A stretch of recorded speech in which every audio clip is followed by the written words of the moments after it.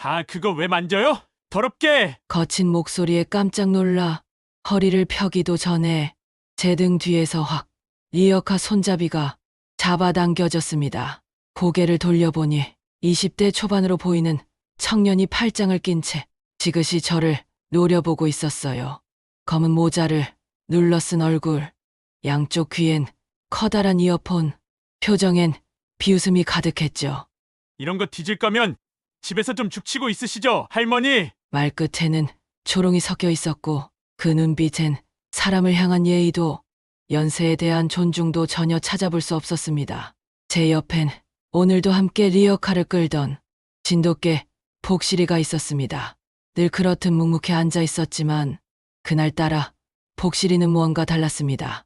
청년이 가까이 다가오자 복실이는 꼬리를 내리고 귀를 바짝 세운 채 낮고 긴 으르렁 소리를 냈습니다. 그 아이가 그렇게 으르렁댄 건 8년을 함께 지내면서 처음 보는 모습이었어요. 순간 청년은 복실이 쪽으로 고개를 돌리며 소리쳤습니다. 걔까지 늙었나 보네! 눈빛이 아주 미쳤구만! 그때만 해도 몰랐습니다. 우리 복실이에게 이토록 깊은 충성심이 있었는지요. 제 이름은 장옥자, 올해로 79입니다. 2년 전 남편을 먼저 떠나보내고 서울 외곽의 낡은 반지하 집에서 혼자 살아가고 있지요. 살아온 세월이 어디 순탄했겠습니까? 18배 공장에 나가 손에 기름때 묻혀 돈 벌었고 아이 낳고 키우느라 평생 내 이름 석자 써볼 시간도 없이 달력만 찢으며 살아왔지요. 하나뿐인 아들은 대전에서 직장 다닌다고 설이나 추석 외에는 전화 한 통, 문자 하나 없는 삶입니다.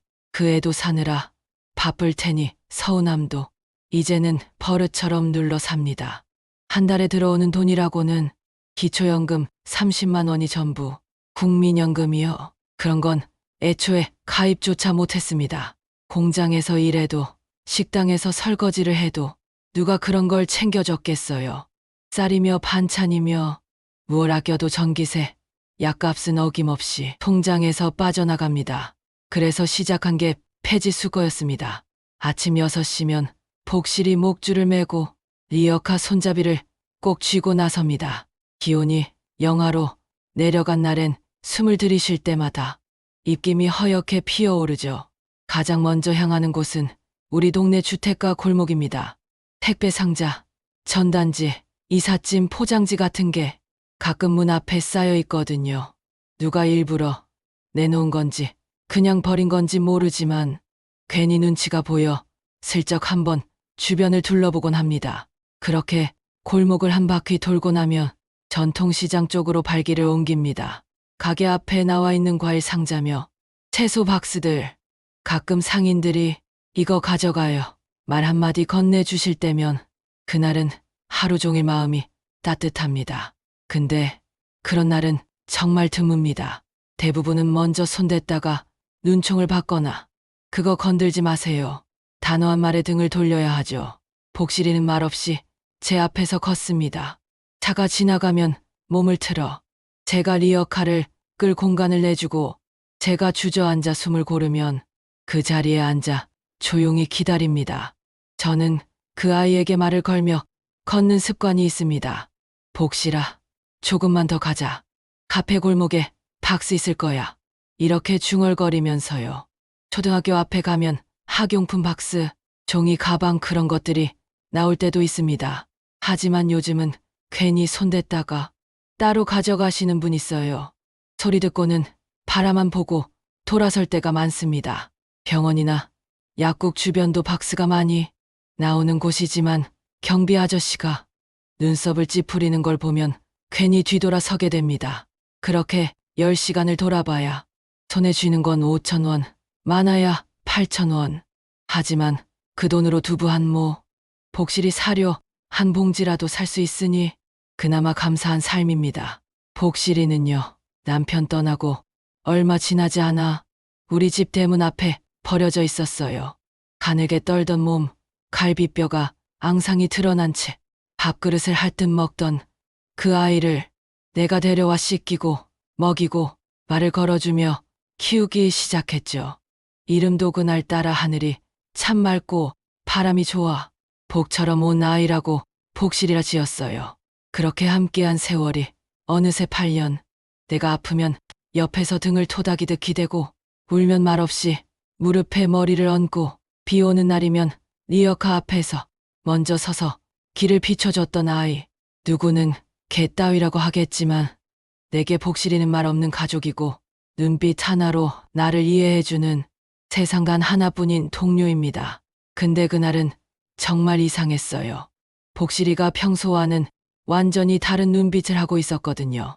한참 폐지를 모아서 시장 입구 벽 쪽에 리어카를 살짝 붙여두고 잠깐 숨을 돌리고 있었죠.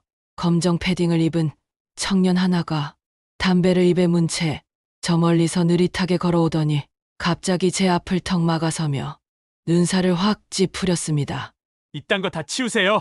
아이씨. 그 말이 채 끝나기도 전에 그 청년은 제가 가지런히 접어 리어카 옆에 쌓아둔 박스를 발로 퍽 찼습니다. 소리는 예상보다 훨씬 컸고 박스 더미가 한순간에 사방으로 흩어졌어요. 복실이가 깜짝 놀라 몸을 일으키며 청년 쪽을 향해 났고 길게 으르렁거렸습니다. 그런데도 그 청년 오히려 더 당당해졌어요. 입꼬리를 비웃듯 올리며 리어카 쪽으로 성큼 다가오더니 더럽게 이게 뭐 하는 짓이야. 진짜 늙은 사람들이 민폐야. 민폐. 하면서 발끝으로 남은 상자를 또 걷어찼어요. 심지어 한 손으로 리어카 손잡이를 잡고 확 흔들기까지 했습니다. 할머니, 내 말 안 들려요? 청년이 이마에 핏대를 세우며 목소리를 더 높였습니다. 이거 다 치우고 꺼지라고 했잖아. 그 말이 날아들자 제 몸이 본능적으로 움찔했어요.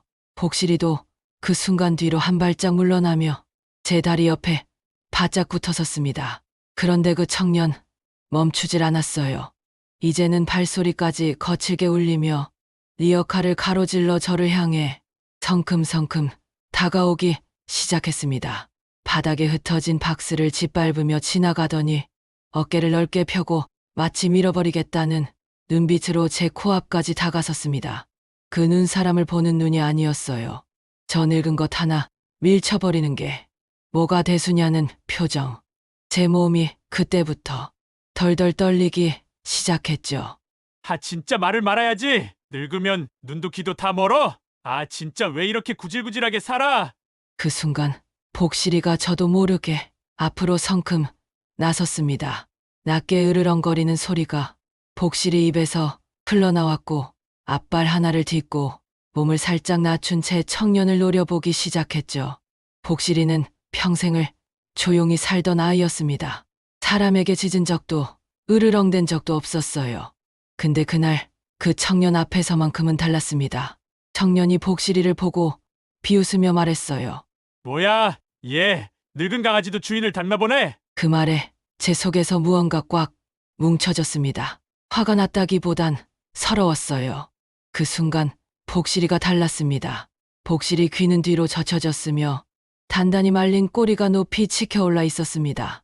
청년이 당황한 듯 뭐야, 얘 걔도 늙으면 미쳐가는 건가? 그리고는 욕을 내뱉으며 복실이를 향해 발을 들어 올렸습니다. 그 순간 복실이의 목 깊은 곳에서 생전 처음 듣는 소리가 나왔습니다. 그건 단순한 소리가 아니라 경고였습니다. 한 발자국만 더 다가오면 난 물겠다는 분명한 신호였습니다. 복실이는 입꼬리를 아주 조금 바깥으로 말아 올리며 이빨 일부를 드러냈습니다.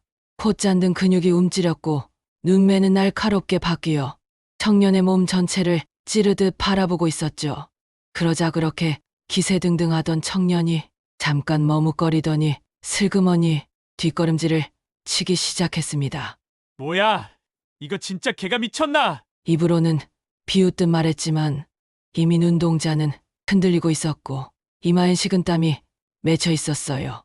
그리고 복실이가 한 발 아주 천천히 앞으로 내딛자 그토록 위협적이던 청년이 할머니, 얘 좀 진정시키세요. 갑자기 왜 이래요? 나한테 못 오게 좀 해봐요, 얘. 그 목소리는 아까 저를 향해 뱉던 비웃음과 조롱이 아니라 겁먹은 아이의 애원이었습니다. 그러더니 돌아서 도망치듯 달아나기 시작했습니다.